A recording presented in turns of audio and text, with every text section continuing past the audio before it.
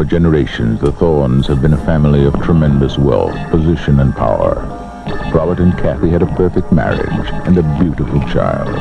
Then something terrible happened. And then it happened again. And they knew it was an omen. Gregory Peck, Lee Remick, The Omen, rated R.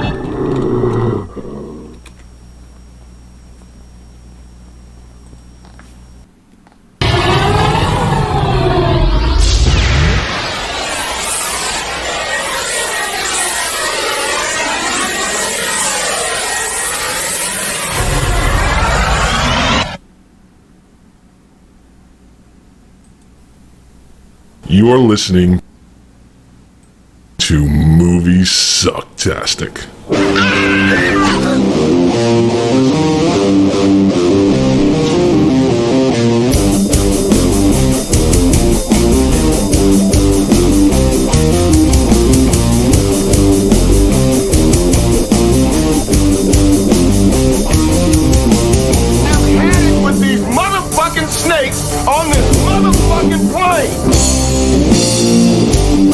Now we got drinks? Oh, stay free.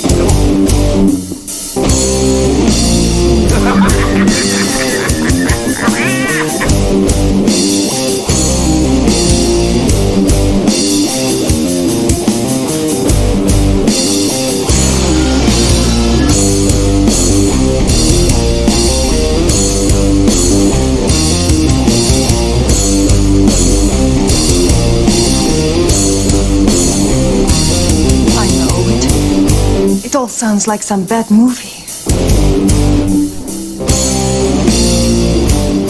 Hey there, Mr. Wilson. Hello, hello. Hello. Welcome to Moviesucktastic. Oh yeah. I'm Scott. That's Joey. So this we're reviewing movies throughout the years, and we're on 76 right now, 1976, and right. I challenged Joey to The Omen, which I'd never actually watched from beginning to end. You know, but as a kid I never watched it, and then you grow up and you already heard about it enough where you know the movie, and I never got around to it. So this was a nice refresher for me. Unfortunately, it's just another stupid witch cult con. Yes. And not even there's Meh. problems all over the place with this film. I don't understand them. Ugh. What? It's just screwing everything up. Like when I drag your video in, the taskbar shows up. I don't want the This sounds like An omen.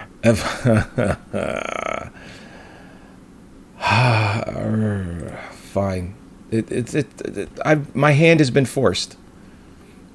what we're doing. I'm dragging it. I'm hiding the taskbar on purpose, Okay. so that when I drag in your video, there's no stupid fucking taskbar. I like that. I hate it. Anyway. Are you done? Are we good? Yeah, we're fine. Joey's had a long day. I've had a long day. This is acceptable. Yeah. So this is a film that's been It's critically acclaimed. Gone over by critics and reviewers, etc. There's been books written on it. It's based on a novel. I mean, ever since really, I would say The Exorcist in 1972, I believe. Movies like this were completely they were completely in the public eye. Hollywood was all over it. I mean, Exorcist was such a huge film, and in my opinion, I don't think there's a better film than The Exorcist when it comes to stuff like in this genre. Anyway, I just want to correct myself now before we get any further. I'm pretty sure I just said that it's based on a novel. That's not true. No, okay, No, not true at all. I said it, and I'm like, what am I talking about? Where did that come from? Nah, it's I believe you. Nah. I bought it. Richard Donner directed. Yeah, who just recently died, by the way. So it's kind of that was it an omen? for us to review this. He died before. He died before we. He died after you challenged it to me. Right now, this is getting kind of creepy now because didn't we have a similar synchronicity a couple of episodes ago? Bill Cosby being released from prison. Yes.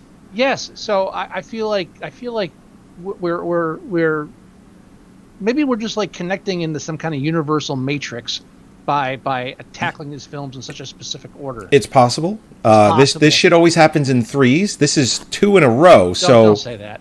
Well, I'm just saying, my challenge to you, in theory, should have some sort of synchronicity soon. Who are we killing this week? We didn't kill Bill Cosby. Yet. I will say that our YouTube stream is working without me having to do anything. Yay. Yay. As it should. Although OBS Studio, which is what we use to stream all this stuff, has had an update for a long time, and I've just avoided it because every time I'm ready to start the show, it wants me to update it, and I just say no because I know it's going to take forever. So, I mean, the streaming issues could be just from that anyway. But anyhow, we're reviewing The Omen. In 1976, the year of my birth. I was born June 16, 1976, so there's 3 sixes in there. Hey now. Another going with the show. Now, so anybody listening who is, younger than us, might not have never seen the film just because it doesn't get a lot of play these days. They made a remake in 2005, 6, something like that. I did notice that because I kept finding. I was doing some image searches for a good shot of the nanny, and I kept coming up with the newer one instead of the older one. Right. So that kept coming up. Well, I always try and throw the trailer, and what I do now is I'll do like a 15 or 30-second TV spot. That way our opening isn't, 11 minutes long. 5 minutes, yeah. Yeah, so our openings to the show are under 3 minutes. And I found a 30-second TV spot, and I'd say about 10 seconds in, I'm like, wait, this is not the movie. The similarity, even in the trailer, is very similar. Like, there's a lot of scenes that they just redid. Now, I will say, the one praise I will sing of this film is the cinematography. Yes. The direction. Did it get nominated for anything? I didn't look. I'll look. Oh yeah, it did. It did. I know because I have it in my list. But it won an Oscar. Wow. Yeah. Probably for very cinematography. Rare for horror films. Oh, it won for best music and original score. Jerry Goldsmith. I mean, the music in this was, you could tell that it was above average. Sorry.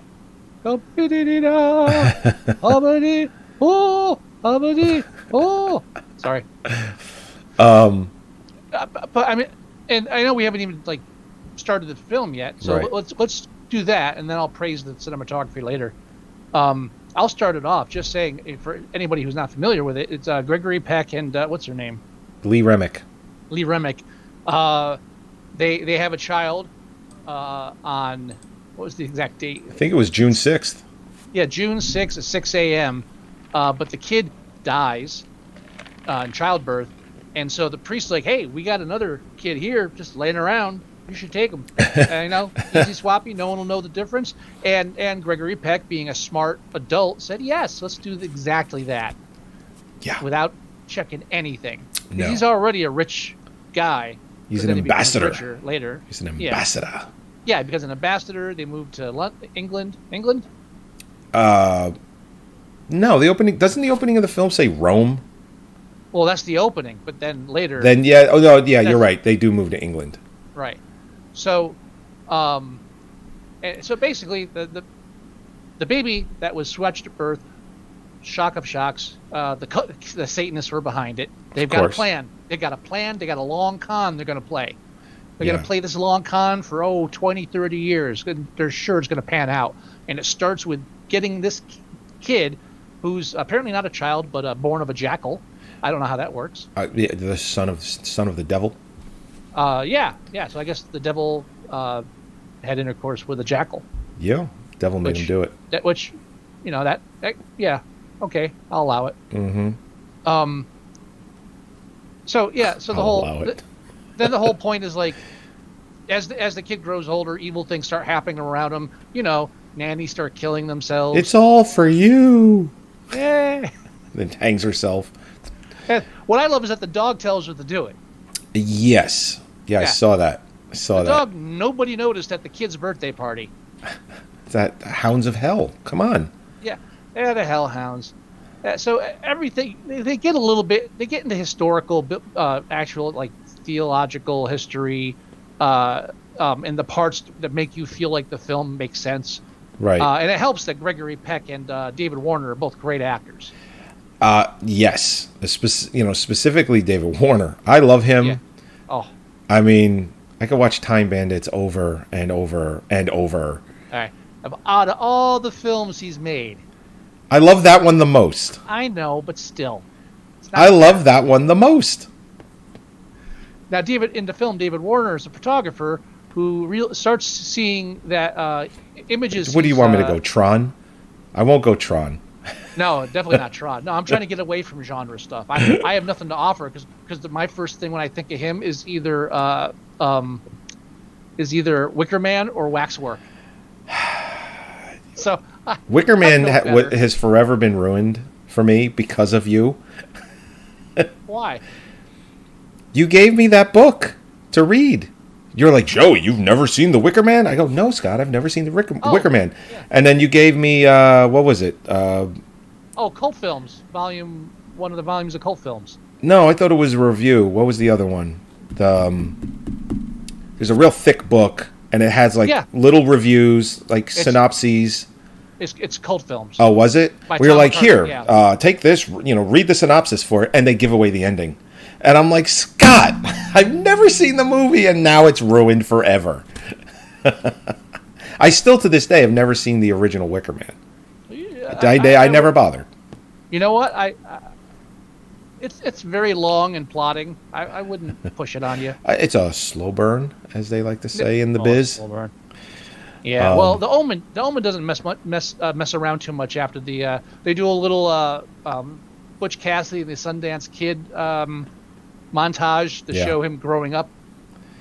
Oh my God! When they're at that waterfall and they're like, Damien, and then they find him, he's okay, and then the looks on their faces, it just it looked like they should have had comedy music in the background.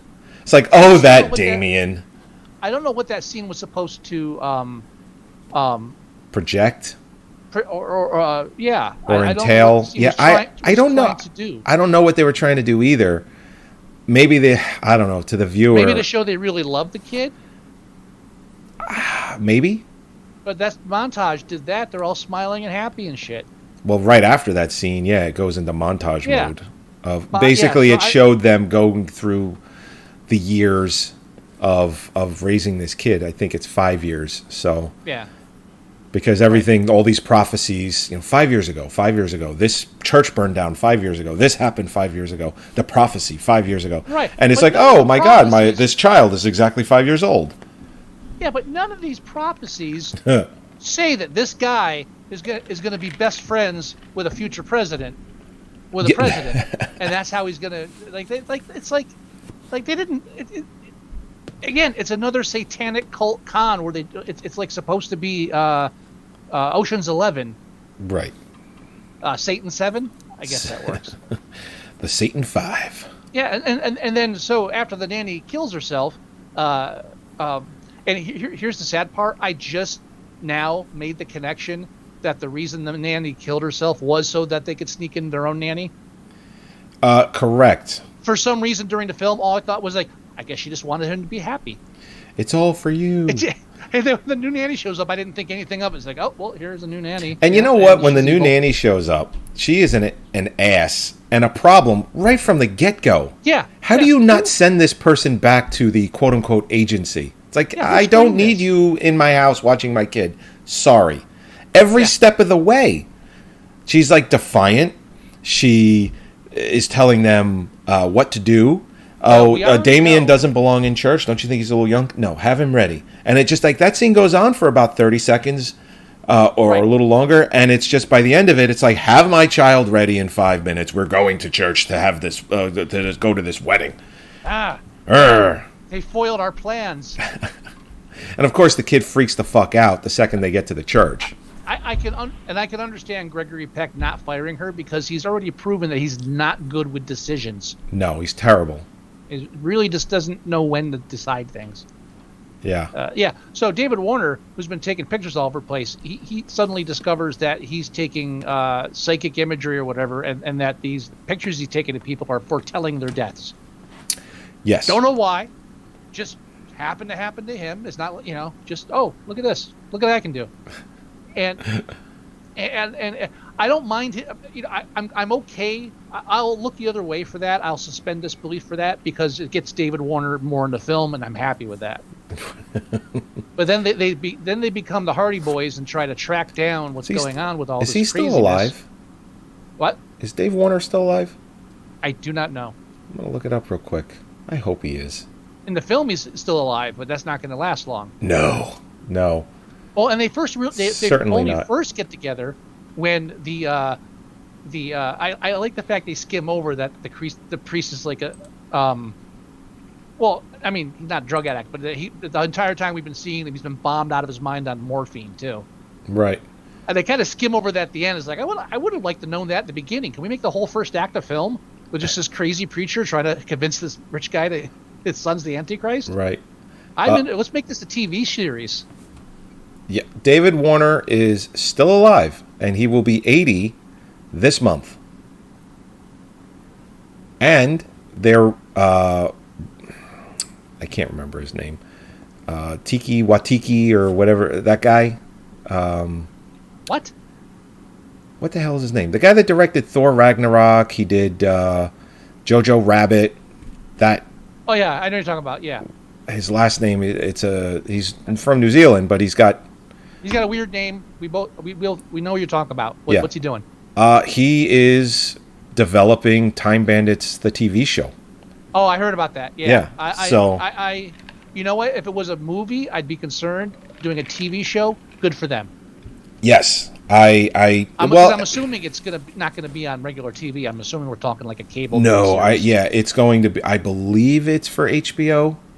Then I'm okay. It's a cable show of some kind. It's not going to be on broadcast TV.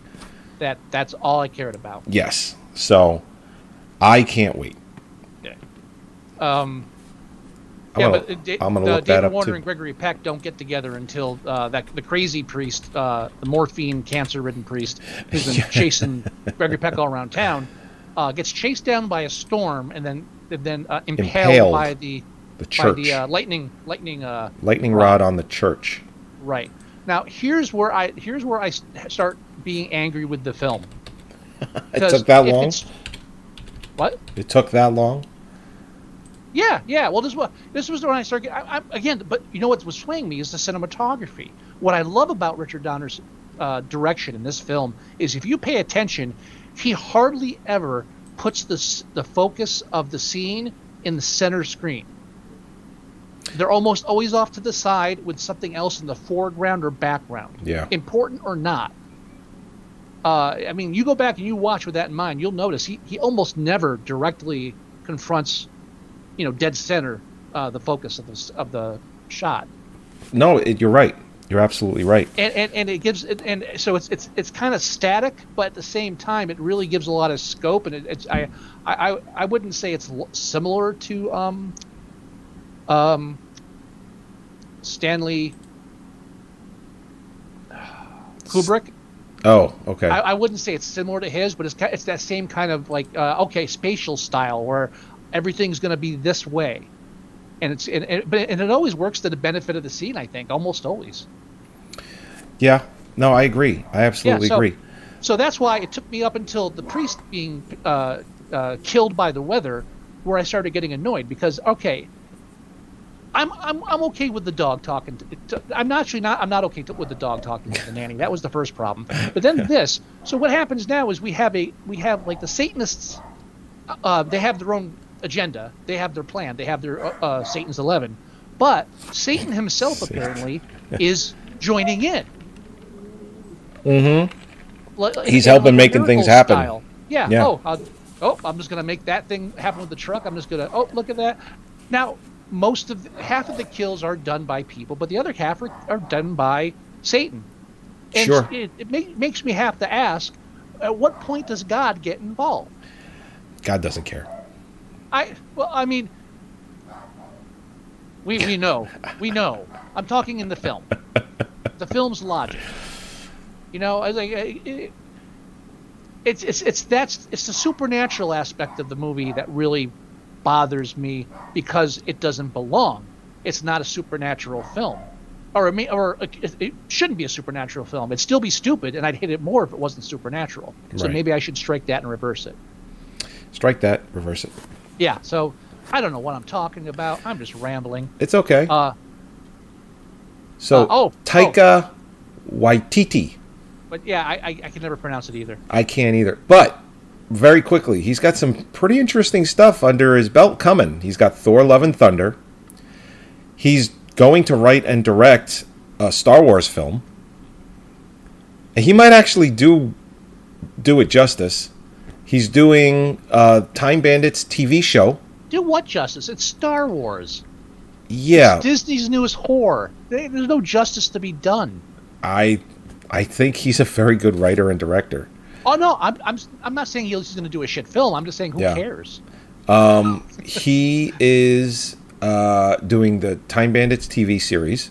Right. He's doing the pilot. He's writing and directing the pilot, and he might obviously do a few other episodes, but he is the main force behind it being done. Mm-hmm. He is also doing a Reservoir Dogs TV show. So I don't know how that's going to work, if it's going to be a whole slew of different actors, or they're going to have like Mr. Pink, Mr. Brown, like they're going to do all that again. I don't know how that's going to go. He's also writing some episodes for a new Flash Gordon movie. So I guess they're rebooting Flash Gordon from 1980. Oh, that could go anyway. Remember the TV show they did where it was an alternate dimension? Yes. Oh God. Oh, you totally missed your market there, sir. No one that remembers Flash Gordon remembers it seriously. This is all years and years away, except for Time Bandits. It says it's been announced, but the Reservoir Dogs stuff is in post-production, and it's supposed to be out this year. I just got a bad feeling that this whatever it is, it'll feel like, okay, we could have done it without calling it Reservoir Dogs, and we would have been fine. But we have a marketable property that we can stick here. I don't know. And then, nothing against the movie or Tarantino or anything. And I'm not saying it's so great that it can't be reproduced. I don't know. And then the Thor: Love and Thunder film is apparently finished. It's in post-production as well. That's coming out next year. Yeah, I think I'm caught up on all the Marvel films except for Black Widow. I have not seen that yet. I watched it. It was good. So I mean, fucking Satanists, you know? What's the deal? Oh, but now, so later in the film, Mr. Psychic Photos takes pictures of himself with like a black strike across his neck. Guess what's coming up? Guess what's coming? And that comes up to the famous decapitation sequence. Which was just in the slide a minute ago. It's so bad. I reframed that for some really nice shots. Isn't that your wallpaper or your new background on Facebook? Yeah. You know, I had the little girl shot in the chest from Assault on Precinct 13. Yeah, I had that as my icon for like 2 weeks. I kept waiting for Facebook to take me down for something like that. It's like, no, it's like, I guess everybody that's accessible to my feed has a sense of humor. Yeah, no, you probably. Or has a sense of perspective. If you put that up with some sort of politics involved, it would have got taken down immediately. Oh sure, yeah. So now last episode I mentioned that one of my favorite things about the Omen is a review written about it by Harlan Ellison. Yes, you had mentioned that he was not. He was not kind. Well, And I have the same problem with Harlan Ellison with this film as I did with his problem with Boy and His Dog. Right. So his problem with this film is that, here's a quote. This film, The Omen, is a textbook example of what we mean when we speak of gratuitous violence. That is, violence escalated visually beyond any value to plot advancement or a simple good taste. Yeah. That which makes your stomach lift and your eyes look away. And so he describes the audience as puts a lot of people down. He's being a real jerk. And then he starts describing the scene. And he's setting it up. Warner has the flop sweat of a, you can tell he's nervous because we all know he's going to be decapitated. That's his point. We know he's going to be decapitated. We kind of told it with the paper photo. So all this buildup is the tension. Now we know he's going to be hit by glass. Quote. And because we're trained to drive instantly to the most morbid escalation of the death equation, we suspect he'll be decapitated, and that's the point to which the violence is at least tolerable, acceptable, required by the plot. So he's saying, just knowing that it's going to happen, we shouldn't have to see it. And here's his description. It's going to take one moment, but you'll love this. Yes. Intercuts. The glass slicing through the air. David Warner's face registering terror as he sees it coming. His eyes starting from his head. His mouth open in an animal scream of horror. The faces of the other actors distorted in ghastly expectation of the impact. Glass. Warner screams. Close-ups on the glass slicing into Warner's neck. Blood spurts across the glass. The head rolls onto the glass. Glass and body carried backward to smash against the wall. Glass splintering. Okay, we think horrible. That's it. Oh, no, it's over. Wrong and wrong. Now the head rolls down the glass, draining blood from dangling cords and emptying carotid arteries. Sorry. Wow. And now that head wasn't good enough that you could see. Like arteries and tendons. Carotid arteries. No. Blood smears on the glass in long, streamy streaks. Enough! The head bounces off the glass, hits the cobblestones, rolls. Enough! Enough already! The head rolls into a corner. Enough! God, cut me a break here! The head comes to a stop as the camera comes in on a final spurting of blood, the face contorted in horror, the eyelids still flickering. And here is the ultimate ghastliness of that moment. Close to Christmas of 1976. Not on the screen in the theater. The audience was applauding wildly. They were, God help them, laughing. Now, ignoring his hypocrisy for a moment, I guarantee you the reason the audience was exploding with laughter and enjoyment is because it's such a horrible special effect. Oh, it's terrible. It does not look anything like, even not because they slow motion it too. He described it better than it actually happened. Exactly, right. He described the gore more distinctly and vividly than the actual special effect he's complaining about. Right. I like Harlan Ellison. I'm not one of these people who hate him, but the people that do hate him, I understand why. He seems like if he was alive today, he would have jumped on the torture porn bandwagon very easily.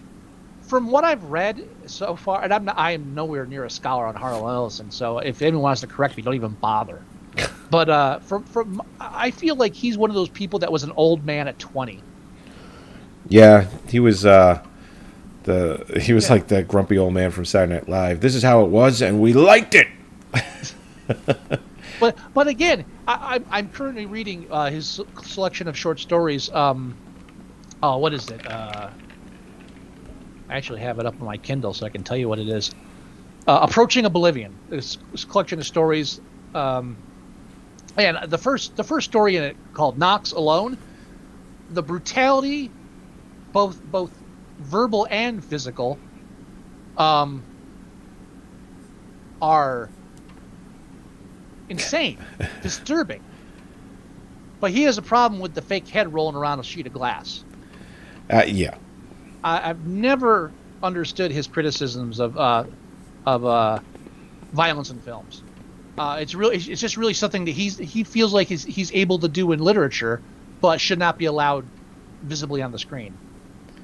There's no reason for it. He's a jackass for that. I mean, think of it really. I mean, how long has he been dead now? 20 years? 15? I keep forgetting he's dead. No, not 20. Is it longer or sooner? Shorter. I think shorter. Shorter, right? Like maybe 15? But even so, these words are 45 years old, and we're still talking about it. Oh yeah, sure. Well, we're going to. I mean, again, he was a what's the word? I'm losing my mind tonight. But he was a voluminous writer, and he wrote a lot of stuff that became very popular, and he was in with the bigwigs. He was rubbing shoulders with R.C. Clarke and Asimov. All the big freakheads. The big ones. Yeah, he'd get around with them, and he'd complain about how all these kids today. So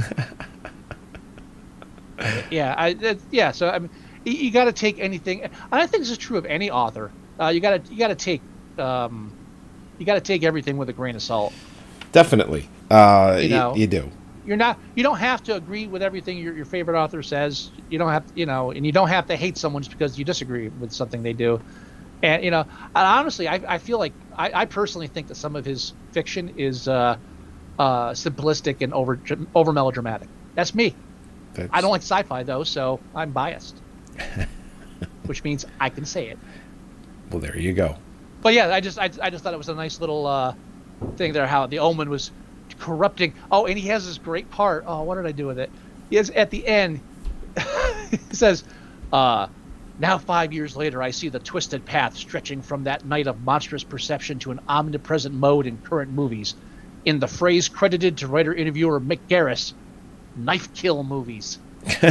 He's talking about Halloween and Friday the 13th and everything that came post this film.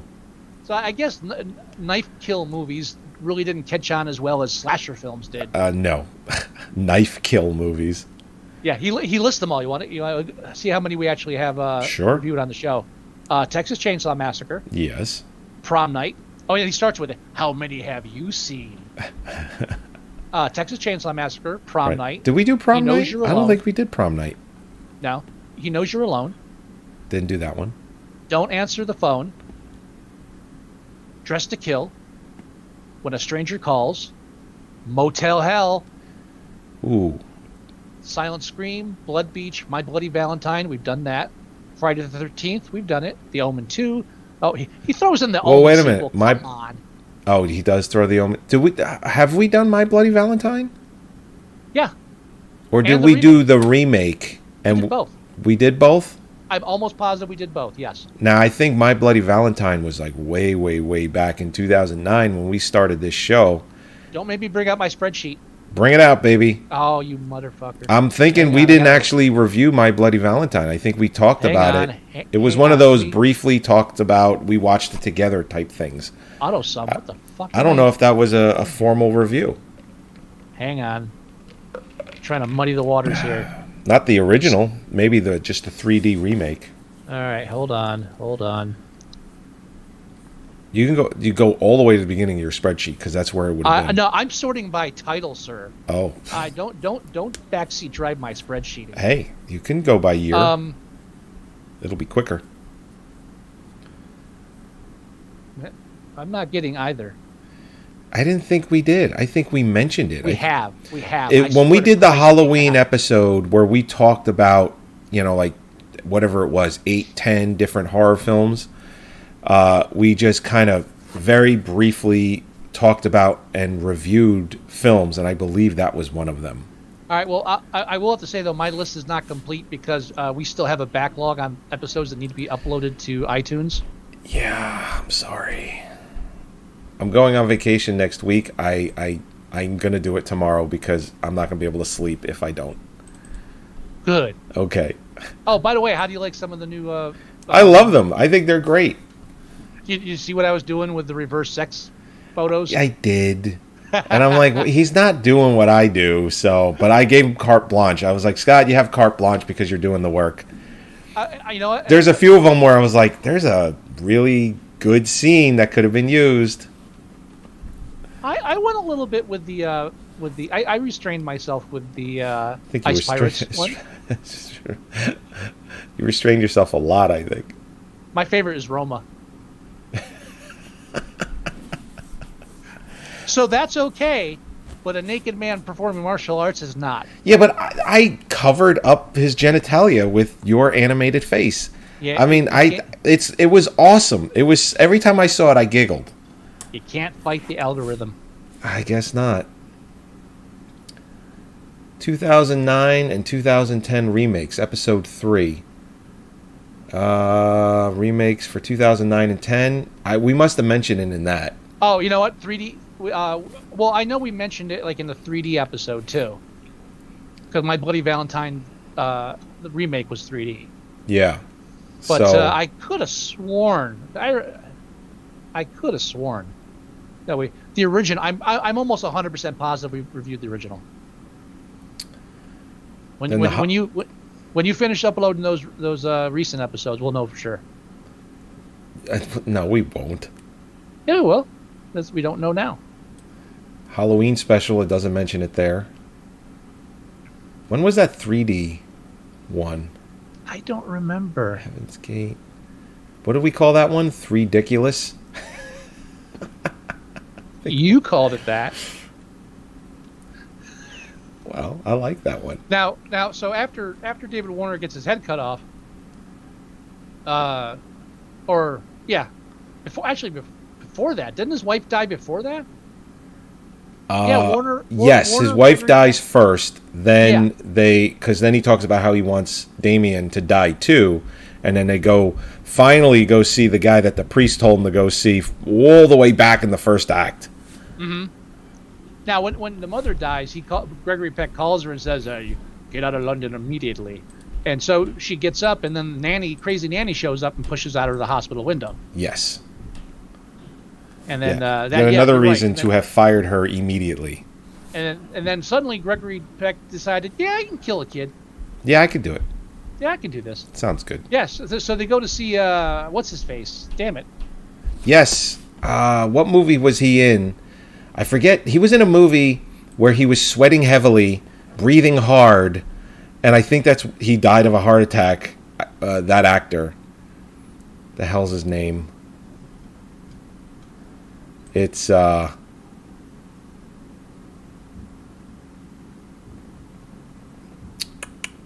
not seeing him in the cast list. Oh, no way. Pregnant silence. He's got to be in like the not the uncredited. Carl Bugenhagen, Leo McKern. Yeah, I'm looking at top cast. That's why. That bullshit. Yeah, Leo McKern. Yeah, I recognized him. That's right. He was in Lady Hawk. He was in Lady Hawk, and he played Imperius. And when he was talking, and when he was like acting, he was just like he just breathed. He was, yeah. Let's see. What did he die from? It was. It just says following a long illness. Interesting. Okay. It happens. It happened. It happens. Yeah, so what doesn't happen, though, is Gregory Peck killing the kid. He tries that and gets shot by the police. Unfortunately, he raises the attention of the local police when he kills his nanny. Yeah. which holy shit! I've never seen such a more long, dragged out fight sequence between a large man and a woman. Hey. She had that strength. fiery will in her. That crazy strength's okay, but then I was just very disappointed that both of them had like a weapon in each hand, like a knife and a screwdriver, both trying to force at each other, and he gets both of them into her, and neither of them were in her eyes. Right. There was a letdown. They don't have the budget for that. They had enough budget to make a David Warner puppet. Yeah, but not a good one. You're right. No, yeah. So, and I think if they're going to go for that, it's just going to be stabbing a dummy's head, and it's just going to look even worse than the decapitation. Yeah. You know? Yeah. So Gregory Peck drags little Damien to what a sweet name for a kid. Yeah, you know? And drags him up to the altar in a church, and the cops they stop that. And so then his president friend says, "Hey, I'll adopt the kid," because the Satanists knew that would happen. They knew that. Money and power. Money and power. But here's my point. You're telling me there's not one rich guy with power, and that's not also evil enough to be a Satanist. Okay. You're telling me that there's not like there's not an equivalent of Jeff Bezos running around there who, instead of wanting a rocket ship, saying, "No, I'd really love to sell the world to Satan." I mean, I just want to see people suffer. This is weird. Just want to watch the world burn. Yeah. I mean, it's Rosemary's Baby all over again. Pretty much. Yeah, we got to con them into taking a kid. Just ask a rich person, "Hey, this is the devil's son. You take him, and you're going to make a lot of money." Great, let's do it. Let's do that. Yeah. Hi, young Damien. Nice dog. You know, just. Oh yeah, that nanny said she got rid of that dog. She brings this dog out of nowhere, and he's like, "We don't need a dog." And she's like, "Yeah, but your son is in love with the dog, and he'll protect us when you're on your life. We don't need a dog. Get rid of the dog." Worst ambassador ever. I hate to see this guy doing his job. No wonder there's so much evil running around in the world. You got these guys like these running things. Like, oh no, yeah, that's a horrible dog, but if the kid likes it, all right. Let me just stay as emotionally detached as possible when I make this decision. Right. Yeah, but beautifully shot. Beautifully. Every scene was a joy. I mean, I was taking some screenshots just for the camera angles. You'll see that, like the park sequence when he meets the priest, and just like again the long and far shots, and just holds it. It's just stunning. If I could recommend this film for anything, it'd be just for watching how it's shot. I feel the same way about which one? Other stuff. Yeah. Yes, that's a good. That's good as far plan. as I'm going to commit to that. Good plan. And this has been remastered on Blu-ray, and for a film from '76, it looks pretty good too. Yeah. See, when I went to watch it, I was like, "Oh, my copy's SD. Fuck this noise." So a couple hours later, I've got a nice HD copy to take screenshots off. Yeah. Oh my God! All right, so I think we're at the point where we can rate this film. Yeah, I mean, unlike Rosemary's Baby, there's no real subplot or theme. Like with Rosemary's Baby, it was like women in a man's world and losing control in that way, the patriarchy. Right. This film, the only message I get out of it is don't adopt. Yeah. Unless you do your homework. Your child's dead? We could offer you this one. No, we'll try again. No, we're good. Jesus Christ. So, needle pulling thread. Yeah. On IMDb, it's currently rated a 7.5 out of 10. Now, on Rotten Tomatoes, it's even higher. I think it's like 83% review critics and like 80% audience score. Yeah. All of it is too high. That's what that IMDb Rotten Tomatoes is because they include anybody with like with an account. I know. With a fan review site. That's why. So it's critics and it's review sites, so that it's all bundled into one. Seven's a nice round number for this film. I don't want to take off too much for the Satanists, but I don't want to add too much for the cinematography. No, 8 is too high. Anything under a 7 would probably not do the film justice. It's too well made. Almost. Like it or hate it. Cinematography, like you mentioned, is fantastic. Music, I love when I watch a 70s film and the music is not soap opera, TV show garbage. Mm-hmm. So I'm a fan of that, just that alone. So yeah, I can go 7 on this. I'm totally fine with a 7. I wouldn't feel right going a 6 on this. I just wouldn't. I wish we could do decimals. I really do wish we could do decimals with this stuff, but we can't. 7 it is. I'm okay with 7. Awesome. It's in no, never mind. Okay. 7. So what's next on the agenda, good sir? So Are we staying in 1976? Of course we are. And we're going big budget. We're going big budget. And it's a film I knew when we hit 76 we would absolutely be doing.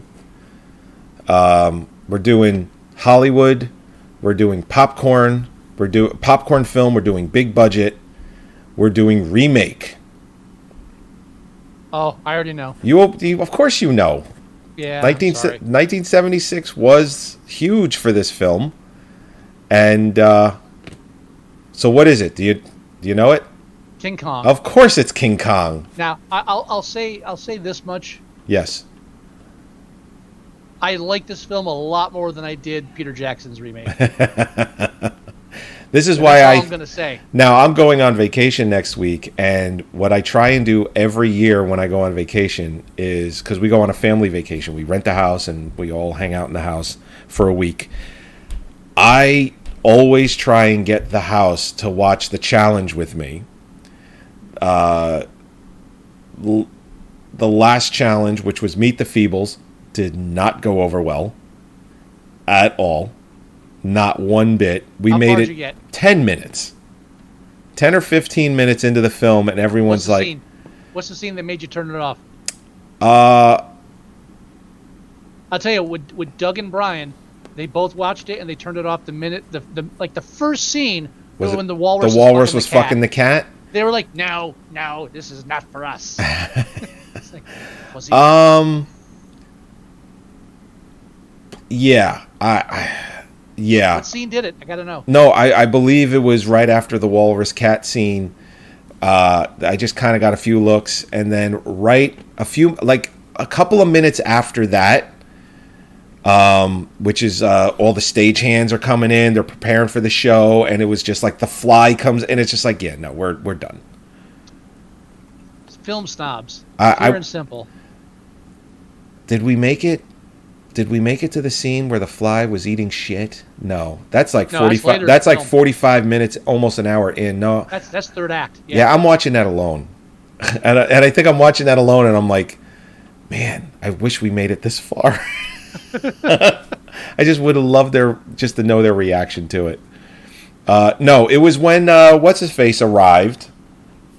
He's like new in town. What the fuck is his name? Oh, the hedgehog. Yes, he makes it into town, and they're just like, what is this? What are we watching? And I'm like, it's Meet the Feebles. It's like the Muppets on crack. And they're like, you know what? I'm out. So I think we ended up watching, what did we put on instead?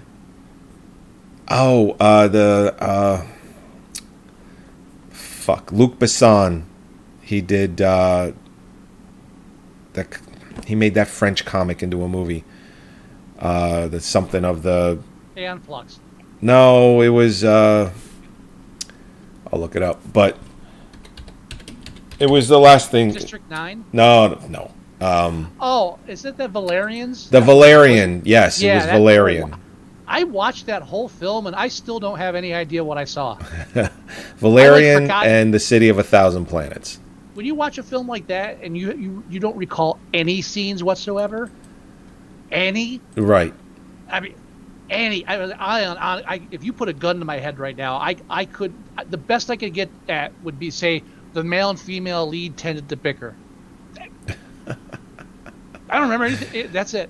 I love Luc Besson, but sometimes some of his stuff just goes a little bit beyond where I'm willing to go. Well, yeah, we watched that instead, and I believe they were with you. It's like, I don't know what the hell is happening. Just so much. You should have said, "See, we could have been watching Meet the Feebles." Well, I did say we could put Meet the Feebles back. No. We'll brave through this.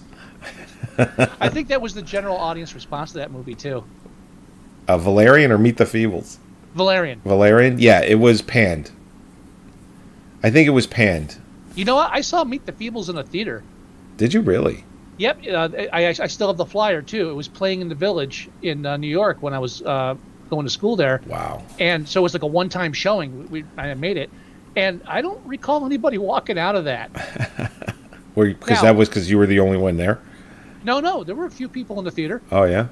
Now, Brain Dead, Dead Alive. I saw that in the theater too in the city, and 2 people got up and left during the whole "I kick ass for the Lord" scene. Oh, why? That's like It's like, well, you made it this far, you didn't know what you're getting into. no. When you take Jesus and the Lord in vain, I'm out. It's like, really? This is a Peter Jackson film. The only other 2 films I remember people walking out on: Action Jackson, because it was me. And You walked out of Action Jackson? Because I saw the ending first. We got into the theater, the ending was up, so we watched it. We watched the beginning. So technically, I walked out of Jackson.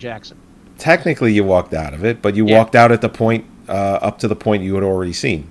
Oh yeah. And there was no need to stick around to watch the ending twice. I walked out. Yeah. But the only other film I remember people walking out of was the opening night for Natural Born Killers. Pussies.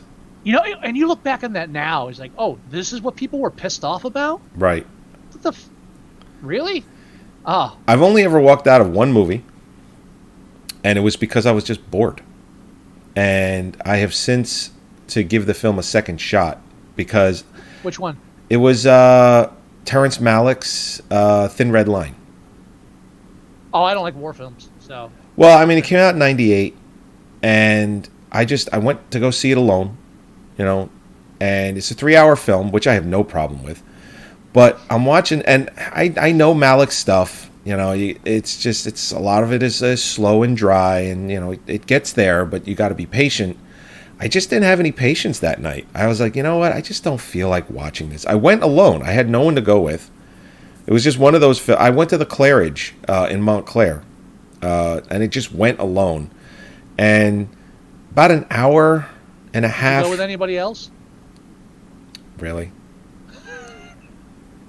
About an hour and a half in, I was done. I was just bored, and I was like, I'm not feeling it. So I walked out. That's the only thing I've ever walked out of. Not because I didn't like it, just because I was bored.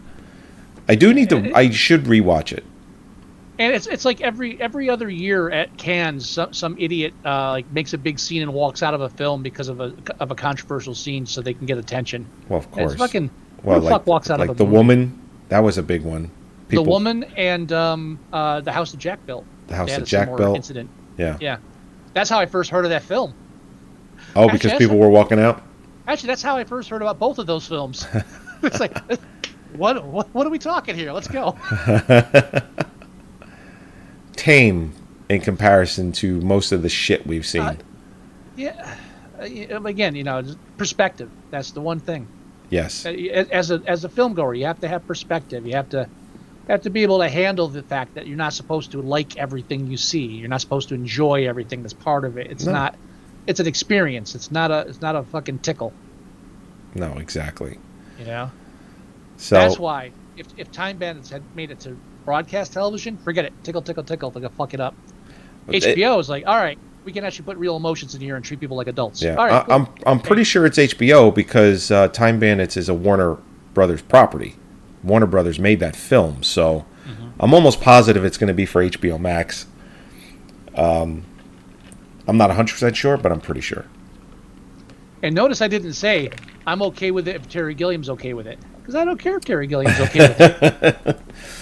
Every other film, I'm just like, fuck that guy.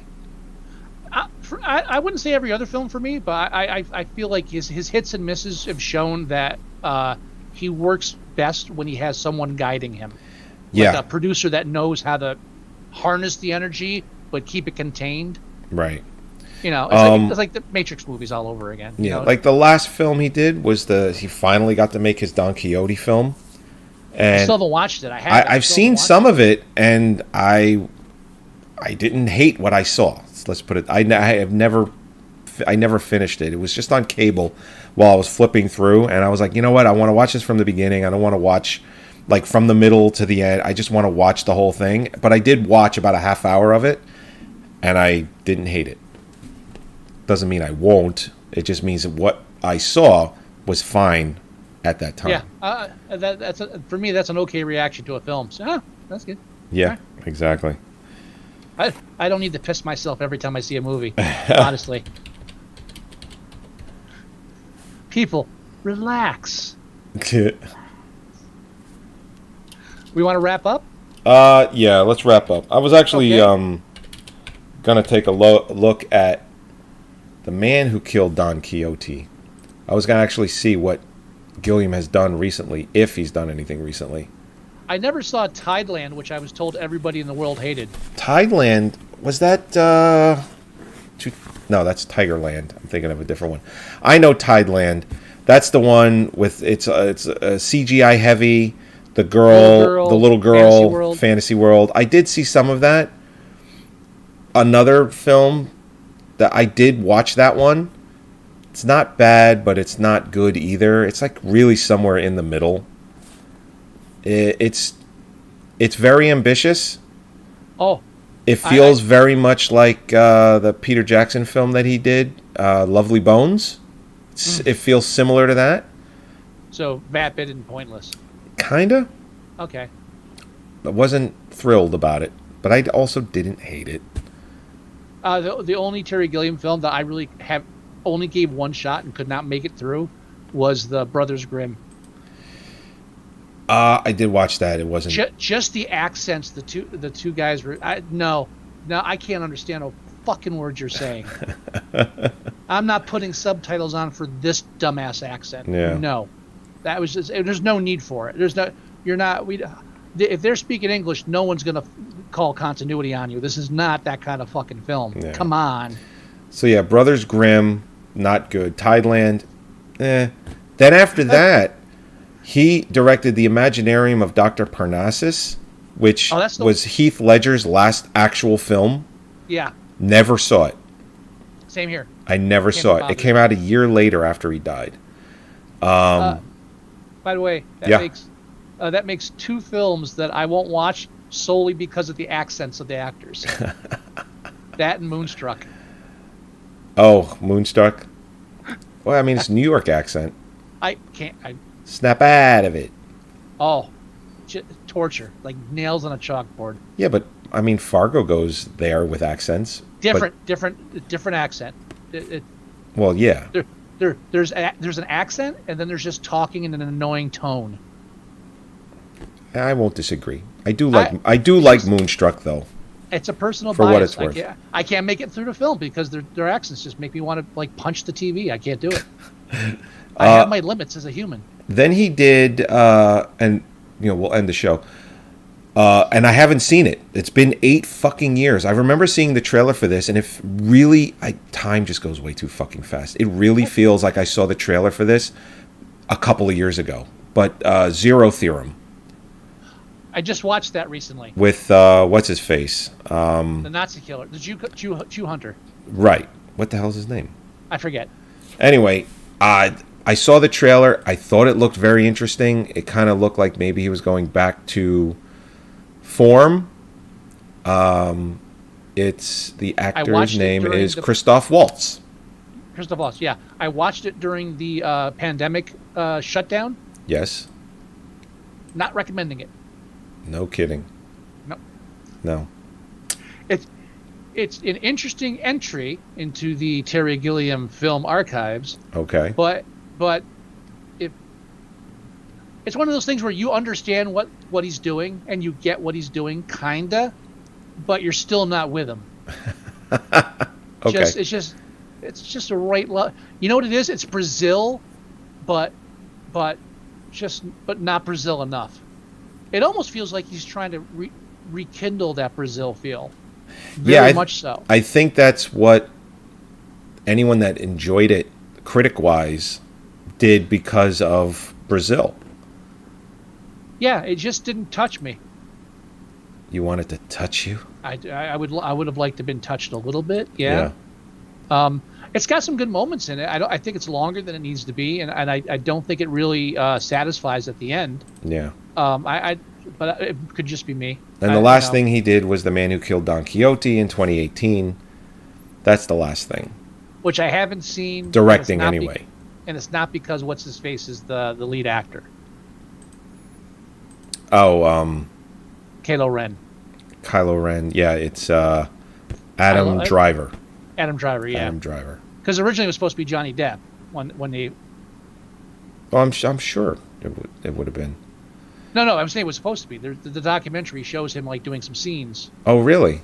Yeah, because they were. How doing old is the production. documentary?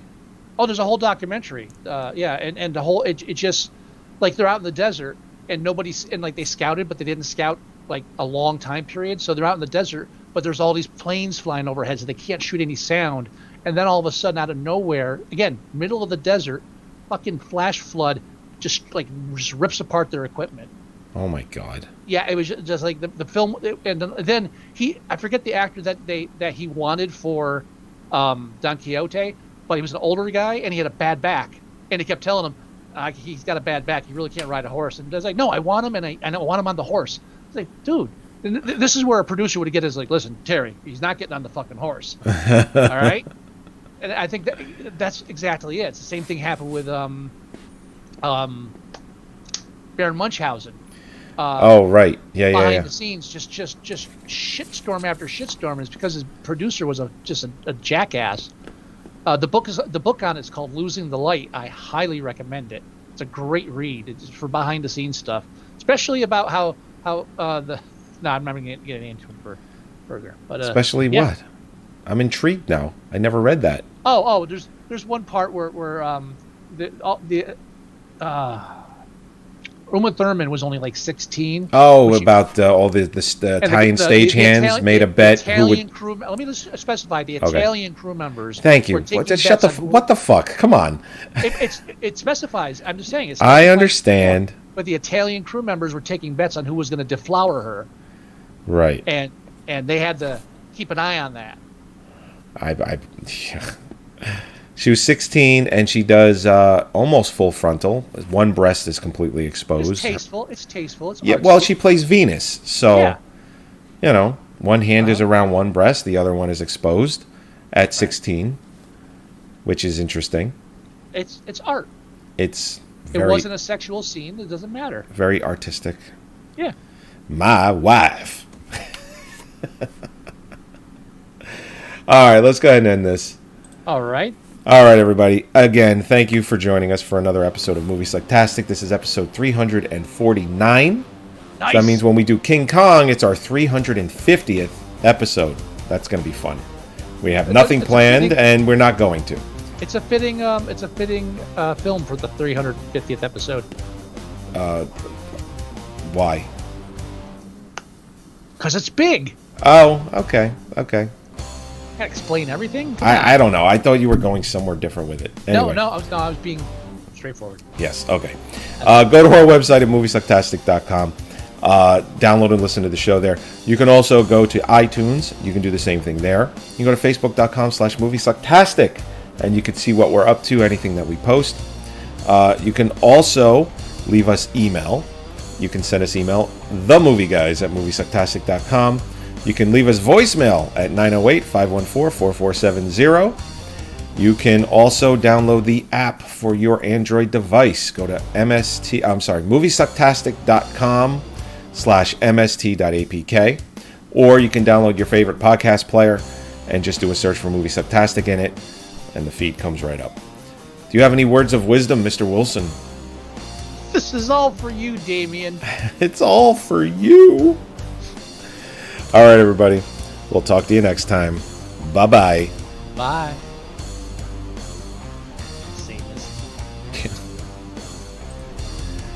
Satanists.